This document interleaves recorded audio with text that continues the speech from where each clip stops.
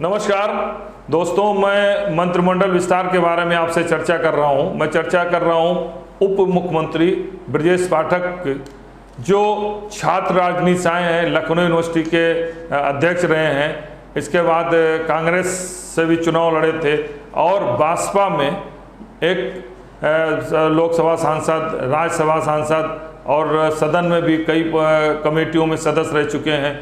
उसके बाद भारतीय जनता पार्टी में उन्होंने एक अपनी अलग से स्थान बना लिया। प्रदेश में ब्राह्मण चेहरे के रूप में, बड़े चेहरे के रूप में उभरे हैं और भारतीय जनता पार्टी में भाजपा से आने के बाद उन्होंने एक अपना स्थान बना लिया। इसके पीछे माना जाता है कि 2007 में जब बहुजन समाजवादी पार्टी ने ब्राह्मणों को जोड़ने का कार्य शुरू किया था, तो ब्रजेश पाठक को काफ़ी बड़ी जिम्मेदारी मिली थी। इसका लाभ उन्हें आज भी मिल रहा है कि ब्रजेश पाठक का संबंध पर कोई ऐसा जिला नहीं है जहां पर उनके न हों। 2007 से लेके और 2012 तक भाजपा सरकार में काफ़ी अच्छी प्रोफाइल में रहे।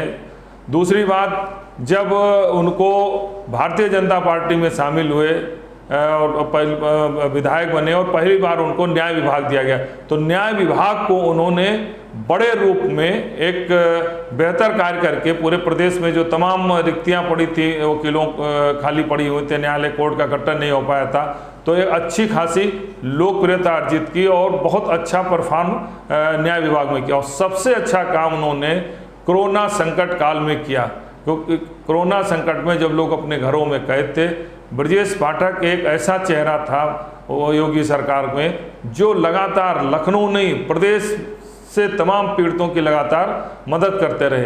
आप कभी भी ब्रजेश पाठक के आवास पर जाइए, वो तुम्हारे भाई भी हैं, मित्र भी हैं और हम लोग हॉस्टल में भी रहे हैं, हर तरीके से व्यक्तिगत स्तर में उनको हर तरीके जानता हूँ। लेकिन कभी भी जब पाठक के आवास पर आप जाइए तो हमेशा भीड़ रहती थी और भीड़ वहीं लगती थी जहाँ लोगों की उम्मीद होती थी। तो इस सब का फायदा कोरोना संकट में जब किसी को दिक्कत होती थी, कहीं से भी विधानसभा किसी क्षेत्र का हो, लखनऊ को बाहर का हो, तो पाठक ने उसकी अपने स्तर से मदद की। एक ऐसा परसेप्शन बन गया कि योगी सरकार में सबसे अच्छा मेहनत करने वाला, सबसे अच्छा परफॉर्म करने वाला, सबसे अच्छा व्यवहार रखने वाला ब्रजेश पाठक है। और उसका लाभ दिनेश शर्मा जैसे भारतीय जनता पार्टी के बड़े नेता को उप मुख्यमंत्री पद से हटा करके उनकी जगह ब्रजेश पाठक को जिम्मेदारी देगी। और ऐसी जिम्मेदारी दी गई है स्वास्थ्य सेवाओं की और संपूर्ण स्वास्थ्य सेवाओं की। अब ये मानिए कि नारायण दत्त तिवारी सरकार में 1989 में गोपीनाथ दीक्षित ऐसे स्वास्थ्य मंत्री थे जिनके पास संपूर्ण विभाग था। 89 के बाद कोई ऐसा मंत्री नहीं था जिसके पास संपूर्ण, हमेशा 2 कैबिनेट मंत्री, 2-3 राज्य मंत्री बनते थे, लेकिन इस बार ब्रजेश पाठक को संपूर्ण स्वास्थ्य विभाग दिया गया था। और सबसे बड़ा महत्वपूर्ण विषय यह है कि इसके पहले जब 2 कैबिनेट मंत्री होते थे अलग अलग विभागों के, तो प्रदेश में मेडिकल कॉलेज की संख्या 12 और 16 थी तथा चिकित्सा सेवा का इतना विस्तार नहीं हुआ था।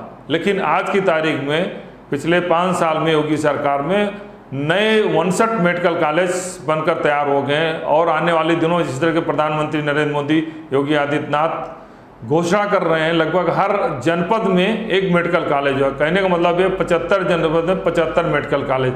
इतना बड़ा चिकित्सा शिक्षा का इंफ्रास्ट्रक्चर, उसमें चिकित्सा शिक्षा में 59 मेडिकल कॉलेज हैं जो आने वाले दिनों में 75 हो जाएं, प्रत्येक जनपद में एक मेडिकल कॉलेज हो जाएगा।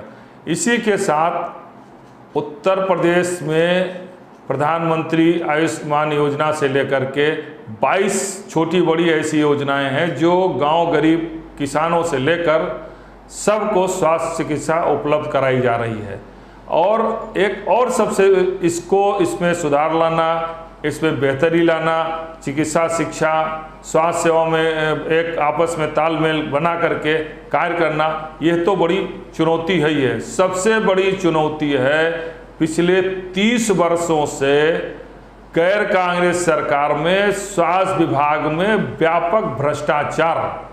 स्वास्थ्य विभाग ऐसा विभाग है जहां पर भ्रष्टाचार आकंठ में डूबा हुआ, किसी भी क्षेत्र में दें, जब से छात्र मेडिकल में पढ़ाई करने जाता है उससे लेकर के उसके पास आउट से होने के लिए ट्रेनिंग, उसकी नियुक्ति, लगातार हर कदम पर भ्रष्टाचार है। दवाइयों की खरीद में भ्रष्टाचार, मरीजों के एडमिट करने में भ्रष्टाचार, हर सामानों के खरीद में भ्रष्टाचार। और सबसे बड़ी चुनौती उत्तर प्रदेश में बन रहे इन नवनिर्मित मेडिकल कॉलेजों को लेकर है। मेडिकल कॉलेज निर्माण में, भवनों के निर्माण में बड़े स्तर पर भ्रष्टाचार व्याप्त है। करोड़ों अरबों के खेल हो रहे हैं। एक पूरा गैंग मेडिकल कॉलेज के निर्माण में कार्य कर रहा है। इस निर्माण कार्य को कैसे सुचारू रूप से बेहतर तरीके से कर पाएंगे, बहुत बड़ा गैंग है। मैं तमाम ऐसे मेडिकल कॉलेज जानता हूं जहां पर भुगतान हो चुके हैं, लेकिन अभी पर वहां पर उसके निर्माण अधूरे रह गए हैं, मानक के अनुसार नहीं हो रहे हैं। सामानों की खरीद में, इन मेडिकल कॉलेज के में सामानों की खरीद, जो मेडिकल इक्विपमेंट के करोड़ों के मेडिकल के इक्विपमेंट आते हैं, वहाँ उसकी खरीदारी करना। मेडिकल कॉलेजों में सबसे बड़ी बात है कि स्टाफ कहाँ से आएंगे, फैकल्टी कहाँ से, फैकल्टी बेहतर लाना, यह सब बहुत बड़ी चुनौती है। और सबको याद होगा मायावती सरकार में 2-2 सेमों जेल में हत्या हुई, और स्वास्थ्य विभाग में पिछले 3 दशक कहें तो कम से कम 60 से 70 हत्याएं बाबुओं से लेकर के अधिकारियों और डॉक्टरों की हो चुकी हैं। तो बहुत बड़े आकंड में स्वास्थ्य विभाग डूबा हुआ है। इस भ्रष्टाचार से कैसे उभरेंगे और स्वास्थ्य सेवाओं को कैसे बेहतर बनाएंगे? हाँ, ये अलग बात है कि ब्रजेश पाठक के स्वास्थ्य मंत्री बनाए जाने के बाद से स्वास्थ्य सेवाओं से जुड़े हुए जितने भी संगठन हैं, चाहे डॉक्टर के संगठन हो, चाहे पैरामेडिकल के संगठन हो, नर्सेज हो, सब में एक खुशी की लहर है, क्योंकि वो मानते हैं कि उनके बीच का, उनके दर्द को समझने वाला एक मंत्री बना है, जिससे आप आसानी से मिल सकते हैं, अपनी बात को कह सकते हैं। क्योंकि इसके पहले जो भी मंत्री होते थे उनके बारे में इतना अच्छा परसेप्शन कर्मचारियों में, डॉक्टरों में, पब्लिक में नहीं था। यह ब्रजेश पाठक की सबसे बड़ी कमाई है।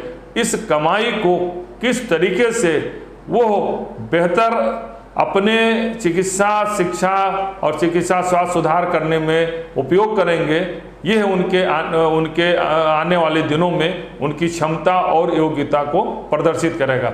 निश्चित रूप से जहाँ तक मीडिया की बात है, मीडिया फ्रेंडली हैं, और कोरोना संकट में किसी को भी जब भी कोई दिक्कत होती थी तो मीडिया से कोई बंदा तो सबसे पहले बात है ब्रजेश पाठक जी को फ़ोन किया कि नहीं किया, लेकिन फ़ोन किया, पाठक जी मदद कर रहे हैं।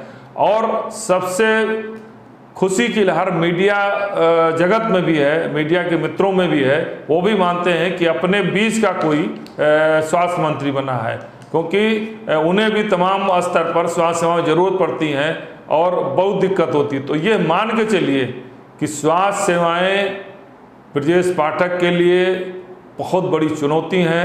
किस तरीके से ट्रांसफ़र पोस्टिंग का धंधा रोकेंगे, भ्रष्टाचार रोकेंगे, सब 59 मेडिकल कॉलेज आने और 75 मेडिकल कॉलेजों के निर्माण कार्य, वहाँ फैकल्टी बनाना रोकेंगे, प्रधानमंत्री की आयुष्मान योजना से लेकर और जितनी योजनाएं चल रही हैं उसको कैसे करेंगे, डॉक्टरों की कमी को कैसे पूरा करेंगे, और पैरामेडिकल में भारी कमी है, डॉक्टरों की कमी है, मानक के अनुसार नहीं है, तथा प्राइवेट मेडिकल कॉलेजों में जिस तरह की से लूट हो रही है, इन सब को कैसे करेंगे, किस तरीके से बेहतर बनाएंगे, ये उनके लिए बहुत बड़ी चुनौती है। लेकिन सबसे सकारात्मक पहलू ये है कि अब संपूर्ण विभाग उनके पास है, किसी प्रकार का विवाद नहीं है, कोई समस्या उनके सामने नहीं आ रही है। और एक और सबसे उनके हित में है कि सबका समर्थन, doctor association, paramedical association, public perception, media का सबका समर्थन, अप्रत्याशित समर्थन